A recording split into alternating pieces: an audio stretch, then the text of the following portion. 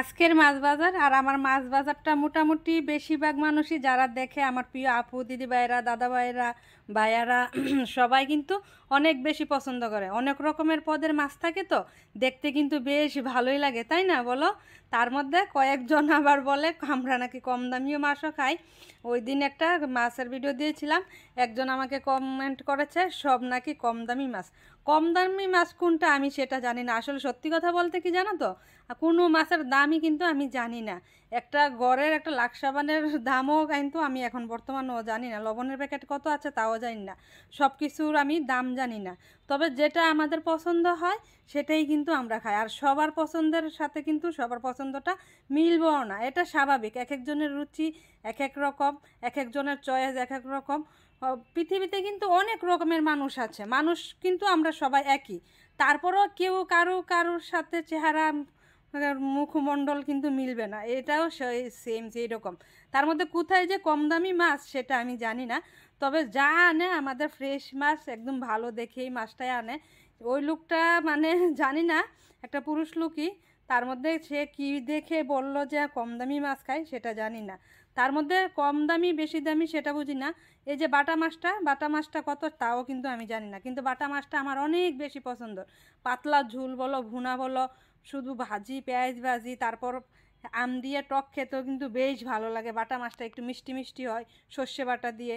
তার মধ্যে কিন্তু অনেক রকমের মাছ আনা হয় আমাদের, 15 পদের 12 পদের 10 রকমের এরকম মাছ আনা হয়। ইলিশ মাছ আনা হয়, সাথে চিংড়ি তো থাকবেই। চিংড়ি সরাসরি মাছ বাজার মানেই দুটো ইলিশ নয়তোবা চিংড়ি মাছ এগুলি থাকবেই কম বেশি। আজকে বড় চিংড়ি ছোট চিংড়ি সবই আনা হয়েছে। তারপর পাবদা দেশি ট্যাংরা, তারপর আনা হচ্ছে কাতলা রুই, সাথে ছিল সিলভার কার্প মাছ। আর এই ভিডিওটা দেখতে দেখতে বলে যাও কে কোন জেলা থেকে আমার এই ভিডিওটা দেখছো, আমি যেন পরবর্তী ভিডিওতে ধন্যবাদ জানাতে পারি। আর জানিয়ে দেই আগের ভিডিওতে যারা কমেন্ট করেছে, রুনা রহমান বাংলাদেশ ঢাকা থেকে, মন্টি সাহা নারায়ণগঞ্জ থেকে, অসংখ্য ধন্যবাদ আমার ভিডিওটা দেখে সুন্দর একটা মন্তব্য করার জন্য। সবাই কমেন্ট করে থাকো কে কোন জেলা থেকে করেছো, পরবর্তী ভিডিওতে যেন আমি ধন্যবাদ জানাতে পারি। তার মধ্যে কথা বলতে বলতে কিন্তু আমার মোটামুটি সব মাছই পরিষ্কার করা শেষ। তবে বাজার যেদিন করা হয় সেদিন একটু কষ্টই হয়। তার মধ্যে এখন দেখা যায় অনেকটা মাছই কেটে আনা হয়। সাথে আমার টুনুমুনু মাছের গন্ধ নিচ্ছে। তেলাপিয়া মাছও কিন্তু আনা হয়েছে। তেলাপিয়া মাছটা জানি না, সবাই বলে সস্তা, কিন্তু আমার সবচেয়ে ফেভারিট তেলাপিয়া মাছটা। তেলাপিয়া মাছও কিন্তু আনা হয়েছে। যাই হোক, তার মধ্যে মাছের বাজার যেদিন আনা হয় সেদিন একটু কষ্ট হয়, এটা স্বাভাবিক সবারই। তার মধ্যে আজকে মাছের বাজারটা আমি একা গুছাইনি, সাথে টুম্পা ছিল, সাথে ওই যে সূর্যের মা বলি দিদিকে বলেছিলাম। আমার এই অবস্থায় তো একা গুছিয়ে দেখা যায় অনেকটা সময় লেগে যাবে, সেজন্য দিদিকে বলেছিলাম।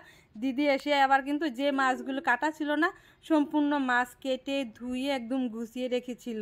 চলো তাহলে আজকে ভিডিওটা এখানেই শেষ করছি গো।